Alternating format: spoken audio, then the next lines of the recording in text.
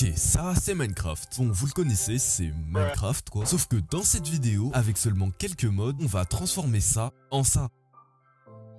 Mais avant de vous présenter en détail les modes que j'ai utilisés, je vais vous présenter 2-3 informations sur le modpack. Le modpack que j'ai créé tourne en 1.20.4 sur Fabric, comme la majorité des modpacks récents en fait. Et pour le constituer, j'utilise Modrint, une application qui permet de faciliter la création et le partage de modpack. À ça, j'ai ajouté plusieurs modes essentiels qui vont ajouter plein de petites fonctionnalités qui vont nous être bien utiles pour la suite. J'ai commencé bien évidemment par installer Sodium, Iris, Indium et Sodium Extra, qui en plus d'optimiser le jeu vont nous permettre d'installer des shaders. J'ai continue avec Entity Texture Feature et Entity Model Feature qui vont nous servir pour des ressources pack plus tard dans la vidéo. J'ai continué avec Just Zoom qui Just Zoom, Continuity pour avoir des ressources pack connectées et quelques modes d'optimisation que je vous affiche ici à l'écran. Et maintenant qu'on a un jeu plutôt bien optimisé, il est temps de vous présenter le mode le plus important de la vidéo. Il s'agit du mode Ad Astra. Ce mode va nous permettre d'explorer plusieurs planètes du système solaire. Très similaire à Galacticraft, il va plus loin sur plusieurs aspects, en rajoutant par exemple des rovers, des donjons ou des stations spatiales.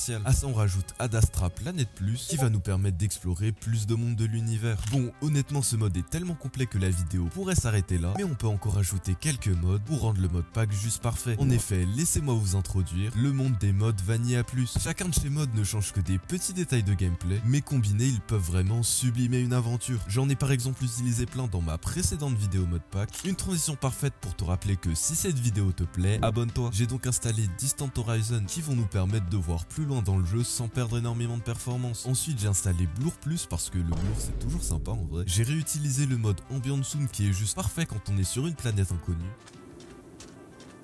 Et puis quitte à avoir des menus stylés, j'ai également installé le mode Better F3 qui simplifie grandement l'une des interfaces les plus chaotiques du jeu. J'ai ensuite installé Camera Overall qui permet d'avoir des mouvements de caméra beaucoup plus immersifs. Ensuite j'ai installé Chad Head parce que pourquoi pas en vrai. J'ai ensuite installé Not Enough Animation pour avoir de meilleures animations au niveau des joueurs. Et vu que nous sommes dans un mode pack d'exploration, j'ai rajouté une minimap. Et pour finir, afin d'avoir une POV exceptionnelle, j'ai installé First Person Model. Et voilà, nous avons enfin terminé le mode pack. Mais avant de vous montrer à quoi ressemble le gameplay final, je vais faire un petit point sur les ressources pack et surtout sur les shaders. Étant donné qu'Ad Astra utilise principalement des blocs de Ad Astra, ça ne va pas servir à grand chose d'installer des packs de textures qui changent principalement les blocs, vu que dès que vous quitterez la Terre, ils seront totalement obsolètes. En revanche, pour ce qui est des shaders, c'est un poil différent. Ils fonctionnent dans toutes les situations, mais vous enlèveront beaucoup d'immersion. Personnellement, je vous conseille de prendre un ou deux shaders maximum et surtout qui acceptent les ciels vanilla. Personnellement, j'utilise le shader